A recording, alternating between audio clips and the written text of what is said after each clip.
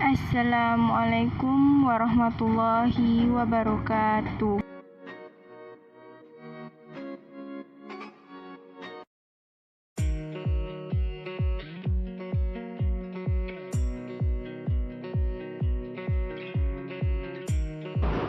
A. Pengertian geopolitik. Istilah geopolitik semula oleh pencetusnya Frederick Russell diartikan sebagai ilmu bumi politik atau political geography. Istilah geopolitik dikembangkan dan diperluas lebih lanjut oleh Rudolf Jahn dan Karl Haushofer menjadi geographical politik. Perbedaan kedua artian tersebut terletak pada fokus perhatiannya. Ilmu bumi politik atau political geograph mempelajari fenomena geografi dari aspek politik, sedangkan geopolitik, geographical politik, mempelajari fenomena politik dari aspek geografi. Ada dua pengertian yang terkandung dalam konsep geopolitik yang kedua.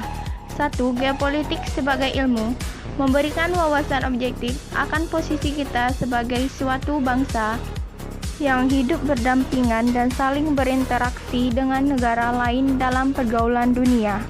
Yang kedua, geopolitik sebagai ideologi, landasan ilmiah bagi tindakan politik suatu negara, hendak menjadikan wawasan tersebut sebagai cara pandang kolektif untuk melangsungkan, memelihara, dan mempertahankan semangat kebangsaan. B. Wawasan Nusantara sebagai landasan geopolitik. Dalam perubahan geopolitik pertama ini, Indonesia mengambil sikap netral, tetap mengandalkan politik bebas aktif yang berlandaskan geopolitik wawasan Nusantara, dan menjadi mediator negara-negara anggota ASEAN yang berkonflik dengan China dengan deklarasi Code of Conduct atau COC dan SOC untuk Declaration of the Code of Conduct atau DOC. Geopolitik kedua yang harus dihadapi Indonesia adalah Samudra Hindia atau Laut Indonesia, yakni semakin banyaknya kekuatan yang hadir di Samudra Indonesia seperti Amerika Serikat, Prancis, India, Australia, dan China memberikan sinyal bahwa kawasan Samudra Hindia akan menjadi kawasan geopolitik kedua setelah Laut Cina Selatan. C. Unsur-unsur geopolitik. Yang A adalah wadah atau kontur. Wadah kehidupan bermasyarakat, berbangsa, dan bernegara meliputi seluruh wilayah Indonesia yang memiliki kekayaan alam dan penduduk dengan aneka ragam budaya. Sedangkan yang B adalah konten atau isi. Isi adalah aspirasi bangsa yang berkembang di masyarakat dan cita-cita serta tujuan nasional yang terdapat dalam pembukaan Undang-Undang 1145. Yang C, tata laku atau kondus. Tata laku merupakan hasil interaksi antara wadah dan isi yang terdiri dari tata laku batinia dan tata laku lahiria. D. Penerapan geopolitik Indonesia. Satu manfaat paling nyata dari penerapan wawasan Nusantara, khususnya di bidang wilayah, adalah diterimanya konsepsi Nusantara di forum internasional, sehingga terjaminlah integritas wilayah teritorial Indonesia. Laut Indonesia yang semula dianggap bebas menjadi bagian integral dari wilayah Indonesia.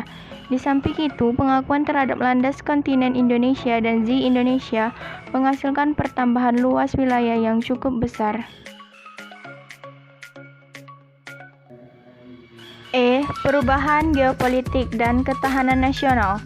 Dalam konteks hubungan internasional, maka batas sekaligus menjadi ruang untuk jurnal kajian Lemhanas saling memanggul kewajiban dan hak, di samping sebagai ajang pertikaian. Batas geografis tidak lagi menjadi pemisah tetapi penghubung antar entitas sosial, ekonomi, maupun politik. Sebab itu, geostrategi dituntut untuk tidak sekedar responsif tetapi antisipatoris. Indonesia perlu merumuskan strategi geopolitik atau geostrategi untuk dapat meminimalisasi resiko dan sekaligus optimalisasi peluang dari sejumlah perubahan geopolitik. Kesimpulan, jadi geopolitik merupakan sebagai sistem politik atau peraturan-peraturan dalam wujud kebijaksanaan dan strategi nasional yang didorong oleh aspirasi nasional geografik. Baiklah, sampai di sini dulu yang dapat saya sampaikan. Mohon maaf apabila salah dalam pengucapan kata maupun lainnya. Terima kasih. Wassalamualaikum warahmatullahi wabarakatuh.